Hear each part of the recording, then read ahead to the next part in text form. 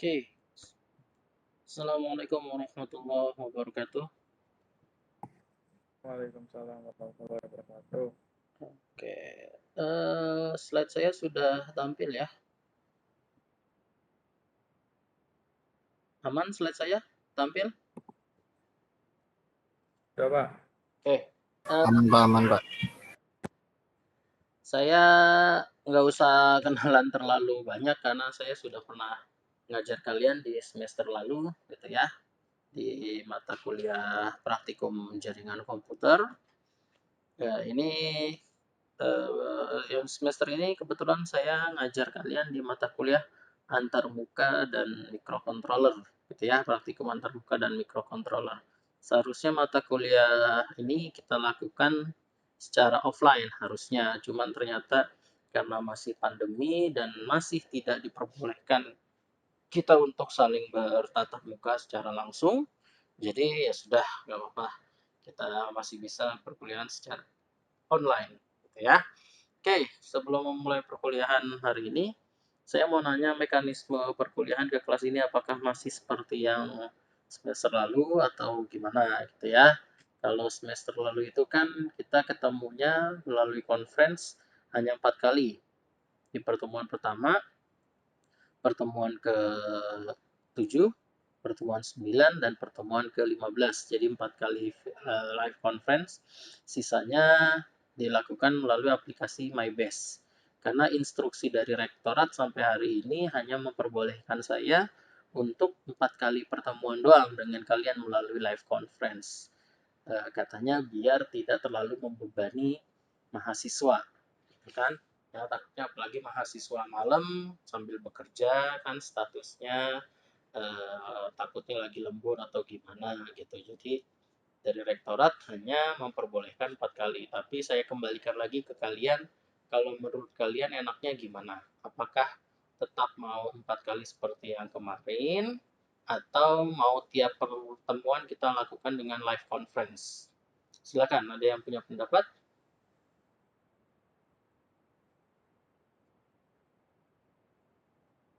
Ada yang mau kasih pendapat?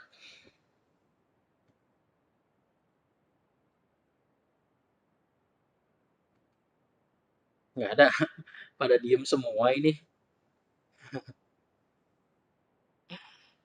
Oke, nggak usah sekarang, nggak apa-apa. Kalian bisa sambil memikirkannya juga ke depannya. Silahkan kalian diskusi secara internal di kelas. Nanti kalian tinggal hubungin ke saya aja, gitu ya. Kalau yang kelas-kelas sebelumnya, karena saya ngajar juga kan di kelas sebelumnya, mereka sih pengennya ngikut yang peraturan dari rektorat aja, yang cuma 4 kali live conference, karena ya itu kadang kan yang namanya kerja, ntar disuruh lembur, ntar disuruh tugas keluar kota, takutnya kalau di live conference pada saat mereka lagi harus bekerja, mereka nggak bisa ikut kuliah gitu. Oke, ntar saya tunggu aja keputusan dari kalian. Kalian maunya seperti apa? Kalau emang mau tiap minggu kita live conference, ayo, nggak masalah gitu ya. Kalau emang nggak mau ya nggak masalah, kita cuma melakukan 4 kali. Oke, di mata kuliah maaf. Mata kuliah ini praktikum antarmuka dan mikrocontroller, kita menggunakan bobot penilaian yang masih sama seperti yang semester lalu, ya. Karena ini adalah mata kuliah praktikum, jadi nilai akhir kalian itu ditentukan dari 3 poin. Yang pertama adalah kehadiran sebanyak 20%, nilai tugas 25%, dan praktikum 55%. Praktikum itu nilai apa? Jadi nilai praktikum itu karena ini nilainya mata kuliah praktikum nggak ada UTS dan UAS, jadi diganti ke final project. Final projectnya apa? Final projectnya nanti kalian akan membuat sebuah sistem minimum. Sistem minimum itu apa sih ya? Nanti akan saya jelaskan juga ya. Seperti apa sistem minimum? Apakah pakai presentasi? Enggak, kalian nggak pakai presentasi gitu ya, jadi nggak usah datang ke saya, kalian cukup membuat videonya aja dari sistem minimum yang sudah kalian buat. Untuk mekanismenya seperti apa ya nanti akan saya jelaskan di belakang. Terus yang berikutnya, karena ini ada sedikit programmingnya, ya. Ada sedikit programmingnya. Jadi ada software yang harus kalian pakai, gitu ya. Ada software yang harus kalian pakai. Software yang kalian pakai itu adalah AVR, ya. AVR Code versi berapa ya? Saya lupa. Kalau nggak salah saya punyanya itu yang versi 3. Nanti akan saya share juga ke kalian.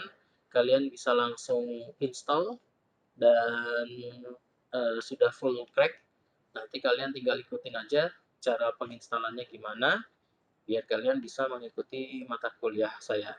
Apakah langsung akan dipakai sekarang? Enggak. Buat pertemuan pertama, kedua, sampai pertemuan ketiga kalau nggak salah, kita masih belum melakukan programmingnya seperti apa, gitu ya. Jadi saya akan membahas tentang teori-teori dasarnya dulu, bahasa pemrograman C itu seperti apa sih.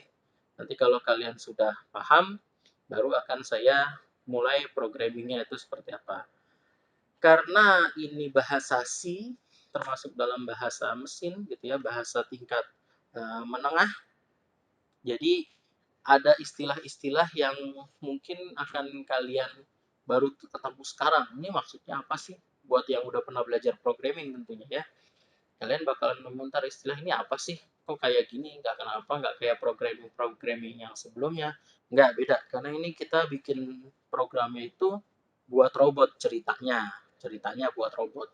Gitu ya. Dan nanti praktikumnya pun kita menggunakan software-software simulasi. Jadi gimana sih cara membuat sebuah rangkaian flip-flop, terus misalkan kalian akan belajar tentang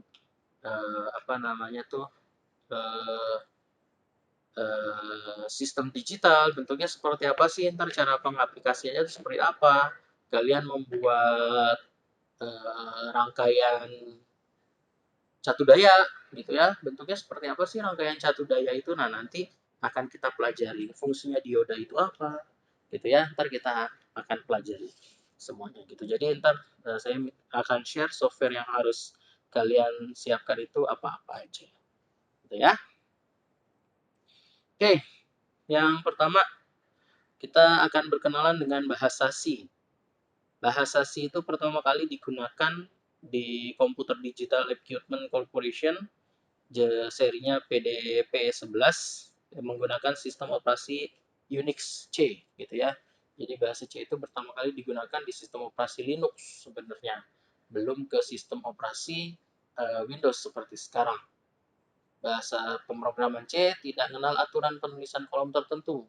Jadi bisa dimulai dari kolom manapun, tapi yang benar biar kalian gampang bacanya, sebaiknya penulisan itu diatur biar mudah kalian baca dan enak dibacanya gitu ya.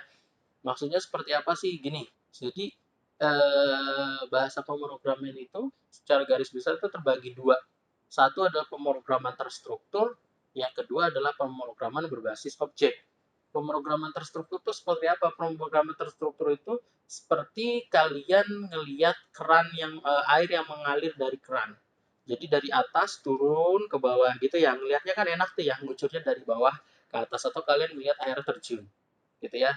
Jadi turunnya enak banget, turun ke bawah. Nah, perbedaannya dengan bahasa pemrograman berbasis objek, jadi pemrograman terstruktur itu kan udah ibaratnya tuh air terjun turun dari atas ke bawah, selesai gitu ya. Nah, kalau pemrograman berbasis objek, kayak bayangkan air terjun itu yang punya undakan-undakan gitu ya, punya undakan-undakan. Jadi turun, ntar ketemu batu lagi, batunya ngalir, airnya ngalir lagi dari batu, nanti di bawahnya ketemu batu lagi yang lebih, terus ke bawah, terus ke bawah. Jadi ada objek-objek tertentu yang disematkan eh, di mana namanya, di headernya si bahasa pemrograman gitu. Gak usah dipikirin banget, kalian gak akan belajar kok yang namanya pemrograman struktur, enggak. Saya cuma menyampaikan aja perbedaannya. Nah, kalau bahasa C ini nggak punya aturan yang kayak gitu, ya udah kalian tinggal nulis aja. Misalkan kalian mau nulis tentang eh, mata robot, tangan robot yang bisa bergerak begini, ya, dari depan dia muter ke belakang. Ya udah, kalian tinggal nulis aja dari tangan dari depan, dia bisa muter ke belakang. Terus kalian pengen punya robot, punya kaki yang bisa muter juga, ya udah kalian tinggal nulis pemrogramannya seperti apa gitu kan. Antara tangan sama kaki kan jauh ya, harusnya dari tangan ke badan dulu, dari badan ke paha dulu, paha baru ke kaki gitu kan. Nah bentuknya seperti itu. Kalau bahasa C ya udah terserah, kalian mau nulis nanti kepalanya baru bisa belok-belok itu di bawah ya nggak ada masalah gitu ya. Jadi nggak ada peraturan tertentu, tapi sekali lagi ditekankan, yang namanya menulis sebuah pemrograman biar kalian enak dibacanya, biar mudah kalian memperbaikinya kalau misalkan nanti ada kesalahan, lebih baik bahasa pemrograman itu diatur secara sedemikian rupa gitu ya. Misalkan kalau bikin pergerakan robot ya diatur dari mulai kepala sampai kaki. Jangan udah bikin matanya bisa kedip, terus kalian pengen bikin perutnya bisa joget-joget. Ya jangan seperti itu. Diatur dulu, oh dari mata berarti turun dulu. Kalau yang namanya robot, apalagi robot humanoid, kalau lagi napas, manusia lagi napas kan hidungnya kembang kempis ya, kalian bikin situnya dulu. Atau misalkan robot itu kupingnya kemasukan laler, ada sensornya gitu ya di kupingnya misalkan, ya kalian bikin refleks yang akan kalian gerakan tuh seperti apa, seperti itu. Jadi diatur dari mulai kepala sampai dengan ke kakinya. Oke. Aturan dasar itu aturan dasarnya. Jadi harus kalian pahami. Nah, penulisan sintaksnya secara umum seperti ini ya. Sebentar saya ambil pulpen dulu. Oke. Penulisan dasarnya seperti ini. Jadi paling atas sekali ini sebutnya file header nih ya. Dua ini dulu saya hapus dulu biar enak. Oke. Oke. Yang atas ini yang ada tulisan include. Nah, ini disebutnya adalah file header. File header itu bisa terdiri dari banyak ya. Nggak cuma satu aja. Cuman yang baris pertama, kalian menentukan prosesor yang mau kalian panjang antaranya. Prosesor yang mau kalian pakai itu seberapa jenisnya, gitu ya. Prosesor yang jenis apa yang mau kalian pakai. Kalau ngelihat dari namanya, Mega 8535 berarti kalian pakai Atmega tipe 8, gitu ya. Atmega 8 yang kalian akan pakai. Nomor serinya yang 535, gitu ya. Nah, nanti ada juga bisa kalian pilih, misalkan kalian mau pakainya Atmega 16, gitu kan. Itu bisa juga kalian pakai ya, kalian tinggal sesuaikan aja nanti.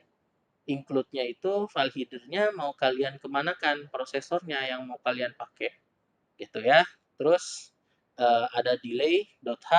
Delay.h itu bukan aturan baku, tapi emang udah dari sananya kalau kalian membuka bahasa compiler bahasa C ini sudah otomatis include delay.h itu bakalan ada fungsinya apa sih? Delay.h itu dipakai untuk menjeda program yang satu ke program yang lain. Biar nggak saling tumpang tindih, biar nanti manggilnya enak. Tinggal panggil aja nama objek-objek yang sudah kalian bikin seperti apa, nanti tinggal dimasukkan lagi. Oke, itu sekilas dari bahasa C, dari file include-nya. Nah, nanti kalau kalian sudah membuat file include-nya, kalian masuk ke bagian main program. Main program itu dimulai dengan kata main atau utama gitu ya, pakai tanda kurung kosong ya, pakai tanda kurung kosong, dimulai pakai kurung kurawal buka, diakhiri pakai kurung kurawal tutup. Setiap baris statement harus diakhiri sama yang namanya titik koma. Oke? Harus diakhiri sama yang namanya titik koma. Nah, nanti pada saat kalian membuat program ada apa? Ada masalah gitu ya. Misalkan kalian baca dulu. Ini permasalahannya apa ya kira-kira? Oh, ternyata kurang titik koma. Biasanya nanti ada peringatannya statement missing titik koma gitu ya, ada tulisnya. Statement missing titik koma. Itu bakalan ada tulisannya atau statement missing apa atau misalkan variabelnya masih belum dikenalin nih. Ya, gitu kan nanti dia bakalan nanya. Misalkan kalian bikin variabel A itu apa sih? Nah, gitu kan. Terus si compilernya bakalan nanya, A is unknown identifier gitu kan. unidentifier A gitu kan, nah gitu ya. Jadi dia bakalan nanya, ini si A itu siapa sih? Oh ternyata belum kalian pasangkan. Nah nanti mungkin kalau kalian lihat sekarang bakalan bingung ya. Nanti akan kita lihat contoh-contoh simple pemrograman bahasa C itu seperti apa sih gitu ya. Oke, yang berikutnya kita akan belajar tipe data. Nah, sebelum belajar bahasa pemrograman, kita harus tahu dulu yang namanya tipe data, gitu ya. Saya nggak tahu ya, waktu semester 1 kalian diajarkan detail seperti ini atau enggak. Tapi saya setiap mengajar bahasa pemrograman, baik itu bahasa pemrograman tingkat rendah, tingkat menengah, ataupun tingkat atas, tingkat tinggi, saya selalu mengajarkan ke mahasiswa saya yang namanya tipe data itu ada dua macam. Ada tipe data angka atau ada tipe data numerik, dan yang kedua adalah tipe data teks atau alphanumerik, gitu ya. Jadi dibedakan, ada numerik, ada alphanumerik. Sama-sama mengandung angka, cuman mereka ini dua tipe data yang saling berbeda, gitu ya. Contoh, ini saya mau ngetes kalian, silakan dibuka mikrofonnya. Saya cuma mau ngetes seberapa paham kalian sama bahasa pemrograman yang pernah kalian pelajari di semester 1 dulu. Ya. Oke. Perbedaannya alphanumerik dengan numerik ya, saya mau nanya seputar itu. Kan sama-sama tipe data angka nih, gitu ya. Sekarang saya mau menuliskan nomor handphone misalkan. Nomor handphone di program saya. Kira-kira saya harus menggunakan tipe data numerik atau tipe data alphanumerik? Ada yang mau jawab? Numerik. Numerik. Kenapa pakai tipe data numerik? Karena isinya angka. Lah, kalau alphanumerik kan juga bisa mengandung angka. Ya. Alphanumerik juga bisa mengandung angka kok. Nah, terus gimana dong kalau saya mau menuliskan nomor handphone? Apakah saya harus menggunakan tipe data numerik atau tipe data numerik? Kalau saya bilangnya saya mau menggunakan mau menuliskan tanggal lahir, kalian pasti langsung nulis, oh pakai alphanumerik Pak, karena alphanumerik itu di dalamnya bisa mengandung time and date gitu kan. Nah, saya nggak mau pakai itu. Atau nomor rumah. Nomor rumah, saya mau menuliskan alamat, ada nomor rumahnya. Nah, kira-kira nomor rumah itu masuknya ke tipe data numerik atau alphanumerik? Gitu. Alphanumerik. Alphanumerik. Kenapa pakai alphanumerik? Kan ngandung angka. Kenapa nggak pakai tipe data numerik aja? Karena berbentuk teks, Pak. Kenapa? Berbentuk teks. Berbentuk teks. Lah, terus bedanya sama Kalau numerik kayak seperti bilangan real, integer, kayak itu buat kayak matematika gitu ya. gimana? Buat matematika. Oke. Ya kayak nilai. Oke. Numerik mempunyai bobot, Pak. Numerik punya bobot. Oke, ya sip.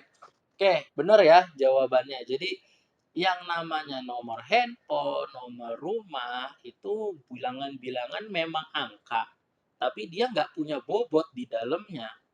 Maksudnya nggak punya bobot tuh seperti apa? Yang namanya nomor handphone, nomor rumah itu nggak bakalan dikasih operator aritmetik kan? Ya, nggak bakalan ditambahin, nggak bakalan dikali. Misalkan nomor rumah saya nomor 22, kan nggak mungkin, oh nih rumahnya Pak Anggoro nomor 22 nih, kalau dikali sekian dibagi sekian ini hasilnya, wah ini nanti dari Feng Shui, itu kan nggak ada yang kayak gitu di dunia programmer gitu ya. Jadi makanya tipe nomor rumah, nomor handphone itu masuk ke dalam kategori tipe data alphanumerik karena dia nggak perlu dihitung. Berbeda dengan umur. Nah, berbeda dengan umur, yang namanya umur itu setiap tahun bakalan nambah. Jadi dia harus masuk ke tipe data numerik gitu ceritanya. Makanya harus kalian bedakan yang namanya tipe data numerik sama tipe data alphanumerik. Nanti ada lagi kode barang. kode barang itu kira-kira masuknya ke tipe data numerik atau alphanumeric. Kita anggap ya kode barang itu nggak ada hurufnya, cuma nomor doang, bener-bener cuma nomor seri. Kayak kalian ada yang bekerja di pasar swalayan mungkin gitu ya, ada di supermarket atau di minimarket, kan ada barcode-nya tuh. Nah, di bawah barcode tuh ada nomor-nomor kan, ada angka-angka tertentu. Nah, itu dimasukkannya ke dalam tipe data numerik atau alphanumeric. Kalau yang seperti itu dimasukkannya ke dalam tipe data alphanumeric. Dia nggak ada perhitungan apa-apa ya, cuman nomor urut acak aja gitu ya. Tapi kalau misalkan kalian membuat barcode itu berdasarkan nomor urut, berdasarkan jenisnya si barang yang masuk, otomatis angka-angka tersebut harus kalian masukkan ke dalam tipe data yang numerik. Kenapa? Karena nomornya akan menjadi pengulangan dan ada penambahan-penambahan tertentu seperti itu. Jadi belajar bahasa pemrograman itu nggak cuma sekedar belajar aja, harus kalian pahami dulu detailnya tuh seperti apa. Gitu ya. Bahkan waktu saya lagi skripsi dulu, menjelang skripsi saya sempat belajar bahasa pemrograman kan ya. Basic saya itu dari elektronika, tapi saya juga sempat belajar bahasa pemrograman dulu. Yang saya pakai itu bahasanya Java zamannya dulu. Itu sampai dosen saya nanya, kenapa pakai tipe datanya kok tipe data itu? Saya dulu ditanya antara char sama integer, enggak sama string. Zaman dulu masih ada tuh tipe data string, kalau sekarang kan udah nggak dipakai. Yang dipakai cuma char doang kebanyakan ya. Ditanya, apa bedanya tipe data char pada tipe data string? Kapan harus pakai char, kapan harus pakai string? Satuannya tuh berapa sih? Sampai ditanya sedetail itu sama dosen saya waktu itu. Gitu ya. Jadi nah ini buat pelajaran ke kalian juga. Jadi jangan cuma sekedar coba-coba doang. Wah, cobain pakai tipe data ini, oh ternyata nggak bisa, ganti coba pakai tipe data yang lain. Jangan coba-coba. Kalian harus pahami dulu muatan-muatan yang ada di sana tuh seperti apa bentuknya. Gitu, oke? Di tipe data numerik ada dua bilangan yang bisa dipakai, ada bilangan positif, bilangan bulat, maaf, dengan bilangan pecahan. Kalau bilangan bulat ada tipe datanya byte, short integer, integer, long integer dan real. Tapi kalau di bilangan pecahan cuma ada dua tipe data, yaitu float dan double. Float itu buat pecahan-pecahan yang kecil, contoh 0,5, 0,1, 0,2, 0,9 itu pakainya tipe data float. Sedangkan double itu buat tipe data yang bilangannya banyak. Misalkan 0,255, 1,59.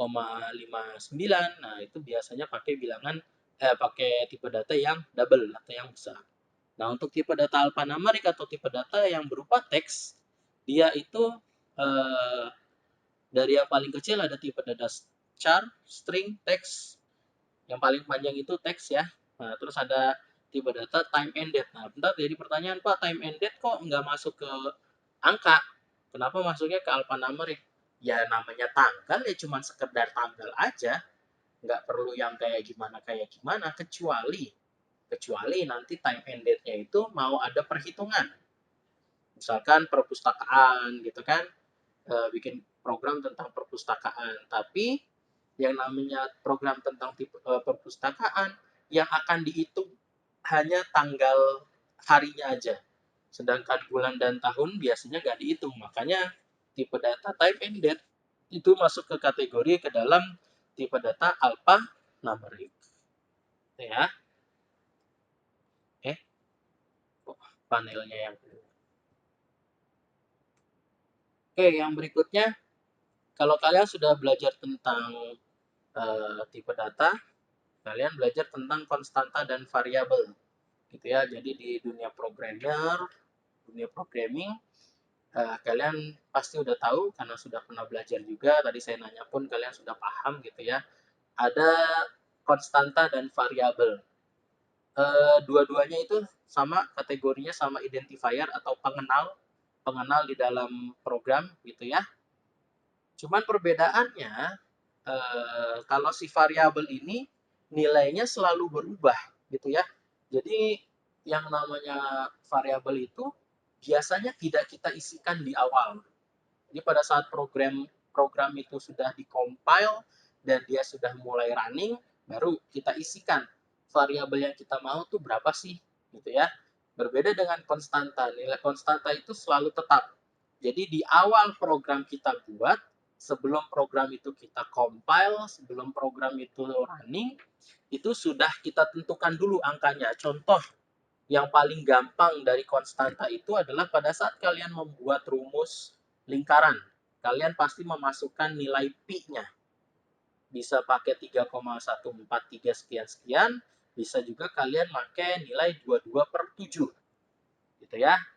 Itu pasti nilai konstanta. Terus yang disebut nilai konstanta apalagi? Misalkan kalian bikin robotnya itu cuman boleh ngikutin garis hitam. Garis hitam kalau di bahasa pemrograman di dunia elektronika, nilainya itu selalu tetap, yaitu apa? 0. Kenapa? Karena semua cahaya itu semua cahaya itu diserap sempurna sama mereka, jadi dia seolah-olah kalau ada warna hitam yang disorot sama sensor, nilainya itu, tegangannya itu langsung aktif low, gitu ya. Jadi kalian dibikin tuh di program kalian, kalau ketemu warna hitam, gitu ya, ini pakai bahasa manusia ya, bukan pakai bahasa program. Kalau ketemu warna hitam, berarti itu jalan yang boleh kalian lewatin. Kalau ketemunya bukan warna hitam, kalian nggak boleh jalanin. Nah, itu berarti si warna hitamnya dari awal sudah kita kasih nilai atau kita kasih konstanta sebesar 0. Biar apa? Biar itu si robot nurut jalannya tuh ya udah di garis hitam aja, nggak belok-belok. Atau lagi di bahasa pemrograman sederhana, kalian mau bikin kalkulator, misalkan penghitung segitiga, ya. Segitiga itu kan kalau luas segitiga adalah setengah alas kali tinggi, gitu ya, atau A kali T per 2, gitu ya. Nah, per 2-nya ini atau si 0,5-nya ini bisa kalian jadikan sebagai sebuah konstanta. Sedangkan alasnya dan tingginya itu bisa kalian masukkan ke dalam kategori variabel, gitu ya. Sekarang belum berasa nih kalian bikin konstanta, bikin variabel itu belum berasa. Nanti akan terasa pada saat kita sudah mulai melakukan simulasi-simulasi di program, gitu ya. Gak apa-apa, dengerin aja dulu saya ngomong. Saya tahu pasti kalian bakalan bosen karena cuman ngebayangin doang, gitu ya. Gak apa-apa, udah jalanin aja dulu. Oke? Habis itu kita akan bahas masalah operator. Operator di matematika itu ada 3 macam, ya. Yang pertama adalah operator aritmetik, yang kedua adalah operator perbandingan, dan yang ketiga adalah yang terakhir adalah operator logika. Operator aritmetik ya seperti yang sudah kalian tahu, yang namanya aritmetik ya berhubungan dengan hitung menghitung. Ada kali, bagi, tambah, kurang. Ingat selalu yang namanya operator aritmetik, yang namanya komputer kalian, yang namanya kalkulator kalian itu tidak pernah lebih pintar daripada otak kalian. Oke? Tidak pernah lebih pintar daripada otak kalian. Oke, dia bisa menghitung secara cepat karena dia emang dibikinnya seperti itu. Tapi ingat, logikanya dia sama sekali nggak pernah punya logika. Ya, jadi kalau misalkan ada soal 5 kali 2 ditambah 3 dibagi 2, gitu ya. Yang harus dikerjakan yang mana dulu ya? Kalau dari kalkulator dia langsung akan menghitung dari depan ke belakang.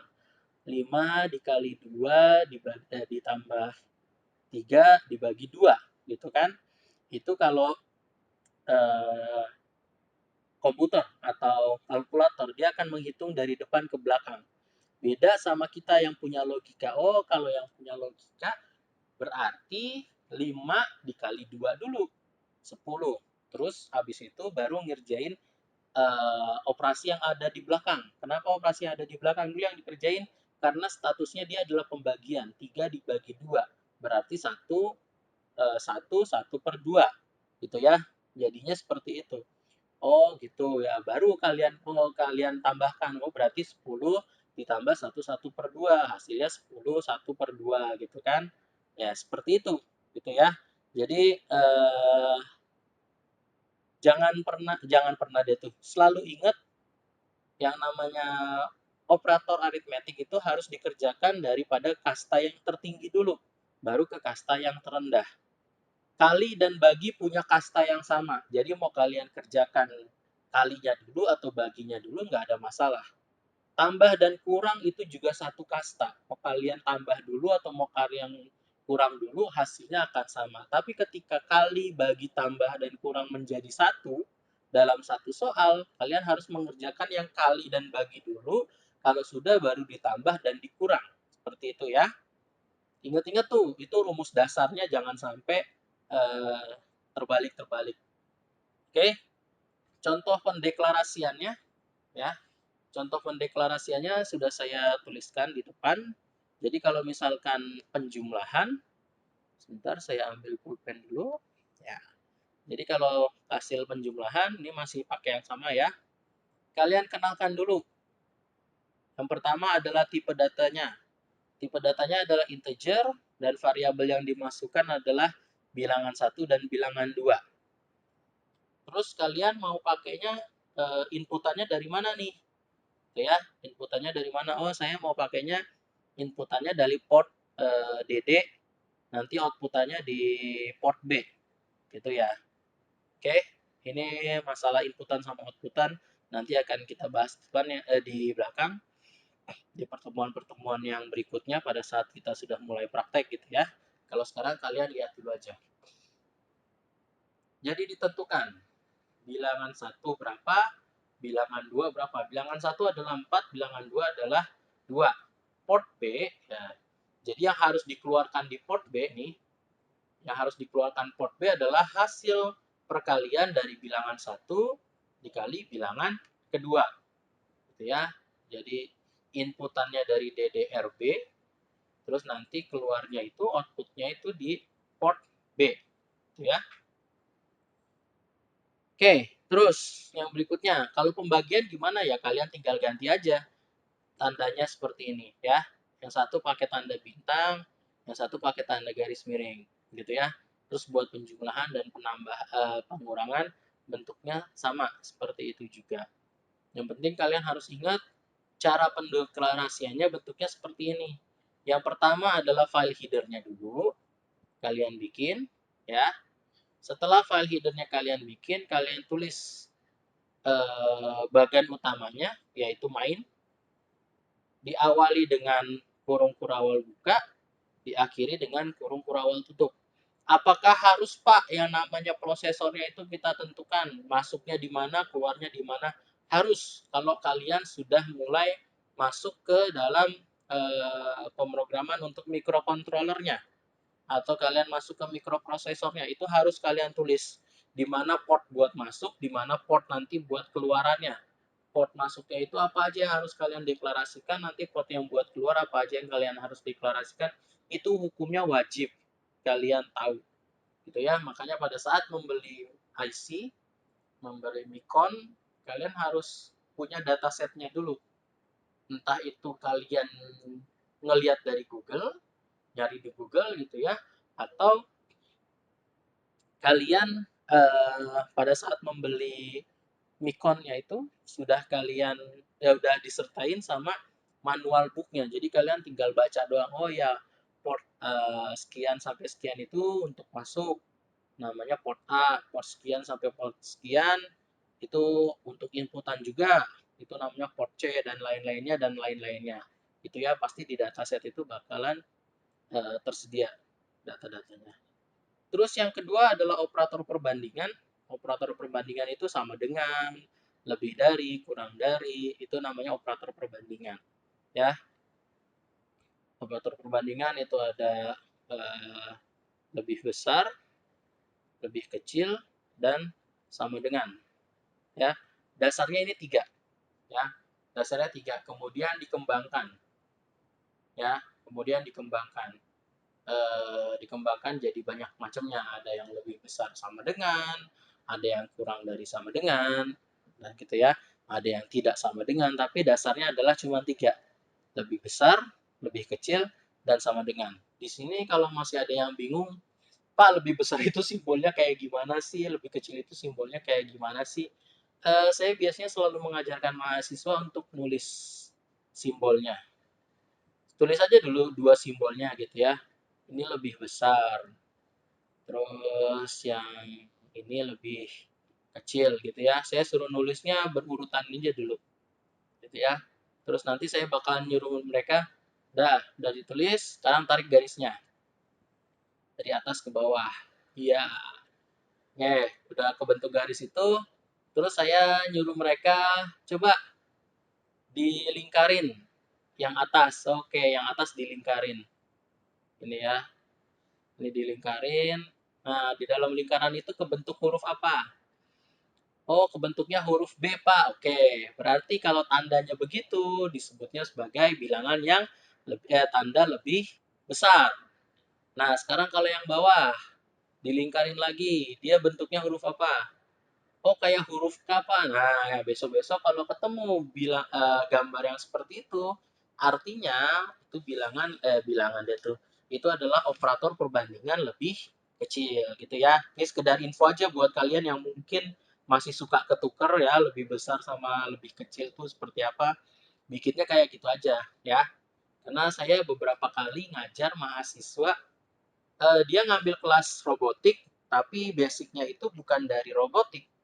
Basicnya itu dia ada yang dari perhotelan, ada yang dari desainer. Jadi dia nggak ngerti yang mana lebih besar, yang mana lebih kecil. Nah, mungkin aja saat ini kalian yang sedang mendengarkan kuliah saya juga kayak seperti itu, punya kasus yang sama. Kalian nggak bisa membedakan mana yang lebih kecil, mana yang lebih besar. Nah, cara bedanya kayak gitu ya. Jadi kalian gambar dulu bentuknya secara berurutan dari atas ke bawah, terus tinggal kalian tarik garisnya. Nah, nanti bakalan kelihatan tuh, oh ini bentuk huruf B, ini bentuk huruf K. Nah, di dalam program, pada saat kalian mau bikin program perbandingan gitu ya, operator perbandingan, kalian cara pendeklarasiannya seperti ini. Ya, contoh, kalian mau membandingkan hasil X dan Y. Apakah X dan Y itu sama dengan gitu kan? Nah, tulis string X sama dengan string Y. Gitu ya. Ini bentuknya. Atau kalian mau lihat ini sama dengannya seberapa sih? Gitu ya. Benar-benar sama dengan atau dia cuma sekedar mirip doang. Kalian bisa menggunakan ini. Sama dengannya dikasih 3 kali. Gitu ya. Gak enak. Gak enak. Tulisannya gak enak.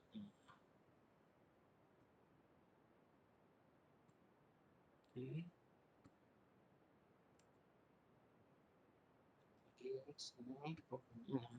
Jadi kalian kalau mau hanya tulis sekedarnya doang, pengen tahu doang nih sama atau enggak gitu ya. Contoh misalkan 0,1 sama 0,10 itu identik atau sama dengan ya. Kalau 0,1 dan 0,10 itu disebutnya adalah sama dengan, bukan identik. Identik itu seperti apa? Identik itu yang benar-benar sama penulisannya. 0,1 sama 0,1 itu disebutnya identik. Gitu ya. Oke. Nah, itu kan kalau kita kan tahu ya. Sedangkan kalau komputer kan nggak tahu. Dia nggak ngerti itu tulisannya 0,10 itu seperti apa. Mereka nggak ada yang tahu. Kalau kita bisa tahu. Hanya dengan melihat. Terus ada lagi simbol tidak sama dengan. Oke, itu didahului sama tanda seru sama dengan, gitu ya. Terus ada tidak sama, bisa juga ditulisnya seperti itu. Jadi menggabungkan operator lebih dari dan kurang dari secara bersama-sama, itu bisa juga menggunakan itu. Ada juga yang tidak identik, ya. Ada juga yang tidak identik. Terus ini operator buat lebih besar, ini lebih kecil, lebih besar sama dengan, ada lebih kecil sama dengan. Kepanjangan. Udah, nggak apa-apa. Kalian tinggal lihat aja bentuk operatornya. Cara pendeklarasinya sama nggak Pak? Sama kayak yang tadi di atas. Cuman karena ini banyak contohnya, jadi saya nggak nulisin potongan programnya itu seperti apa. Nah, buat operator logika, bentuk umumnya seperti ini. Operator logika itu dasarnya cuma ada 3, AND, OR, dan NOT. Gitu ya. AND itu berarti 2 kondisi harus saling terpenuhi. Kalau OR itu salah satu kondisinya benar, ya udah, maka dia akan menghasilkan outputan benar. Kalau sedangkan NOT itu cuman buat tahu nilai kebalikannya. Nah, dalam pendeklarasiannya tuh seperti apa? Nah, bentuknya seperti ini. Jadi, jika 0xFO sama 0x40 itu nilainya kalau disandingkan dengan N akan menghasilkan nilai berapa? Nih, butuh pendalaman lagi ya. Kalian bakal mikirnya FO sama 40 ya bakalan sama hasilnya, enggak. F0 sama F40 itu harus kalian rubah dulu ke dalam bentuk desimal. Kalau cara manualnya ya, itu masuk ke kategori bilangan heksadesimal. Jadi ceritanya mau membandingkan nih inputan satu dengan inputan yang kedua. Apakah sama inputan pertama dengan inputan kedua? Kalian jangan salah sangka dulu ya. Kalian kan ngelihatnya 0xF0. Terus yang in-nya keduanya itu 0x40. Belum tentu mereka angka yang berbeda, tapi belum tentu juga mereka angka yang sama. Gitu. Itu harus dihitung dulu. Nah, komputer, kalian kan ngelihatnya cuma angka 1, 2, 3, 4, 5. Kalau komputer ngelihatnya nggak seperti itu. Komputer yang dilihat cuma bilangan 0 sama 1 doang sama dia. Gitu ya, bilangan biner doang yang dilihat sama dia. Nah, sama. Nanti pada saat dia mengerjakan operator seperti ini, dia akan merubahnya dulu ke dalam bentuk biner. Dari bentuk biner nanti dia akan hitung, kalau sudah ketemu persamaannya, baru dia akan mengeluarkan hasilnya. Itu ya. Jadi, kalau di soal, di contoh itu akan diperbandingkan antara 0xF0 dengan 0x40. Gitu ya.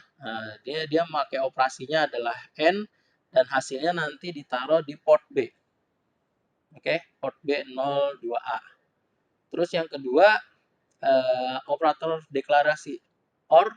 Jadi dia mau melihat kalau in-nya sekian, terus in2-nya sekian, disandingkan dengan operator OR, kira-kira nanti hasilnya seperti apa. Gitu ya. Nah, kalau yang ini ya udah, ini namanya cuman suruh kebalikannya doang. Integer bilangan 1 adalah tidak sama dengan 0, gitu ya. Bilangan 1 tidak sama dengan 0. Terus di print, disuruh cetak bilangan 1 sama dengan bilangan 1 ini.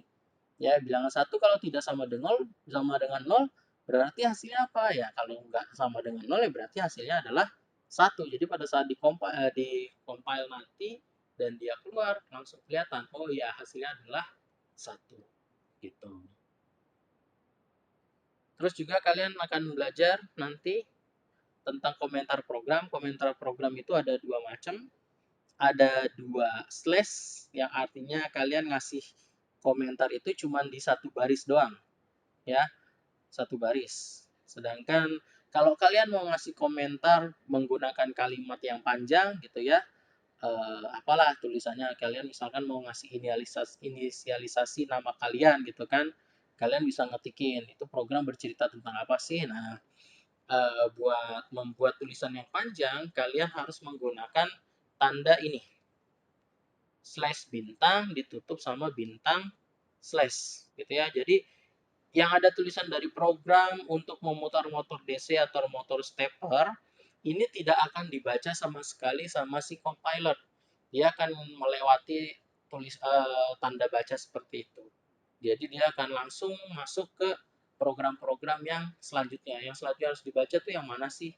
Yang harus dibaca tuh yang mana sih? Gitu ceritanya. Oke. Itu aja buat pertemuan hari ini. Mungkin ada yang mau ditanyakan, silahkan. Saya stop dulu recordingnya.